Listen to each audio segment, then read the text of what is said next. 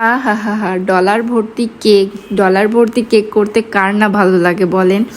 এরকম ডলার ভর্তি কেক আমি এর আগে একবার করেছিলাম, বাট এইবার এই কেকটা ওই বাড়ির থেকে অসম্ভব পরিমাণে সুন্দর হয়েছে। কারণ হচ্ছে আমি ভাবতেও পারিনি যে কেকটা এত সুন্দরভাবে করতে পারবো লাস্ট অবধি। কারণ এই কেকটা নিয়ে অনেক ঝামেলা পোহাইতে হয়েছে। প্রথমে ডলার নিয়ে ঝামেলা হয়েছে, কারণ ডলার আমি যেখানে করতে দিছি বা যেখান থেকে আমি করি ওখানে হচ্ছে তাদের প্রিন্টই নষ্ট হয়ে গেছে। আমারটা যখন করতে গেছে তখনই প্রিন্ট নষ্ট হয়ে গেছে। তো তার জন্য আমি বগুড়ায় আর কোথায় করে খুঁজে খুঁজে খুঁজে খুঁজে বের করে অন্য এক জায়গায় দিলাম। সেখানে হচ্ছে দাম বেশি, মানে যা আমাকে রেট দেওয়া হয়েছিল সেখান থেকে অনেক দাম বেশি।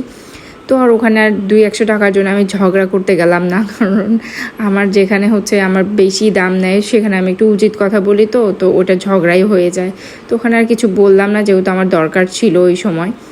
তো এই জন্য নিয়ে চলে আসি। আর এটার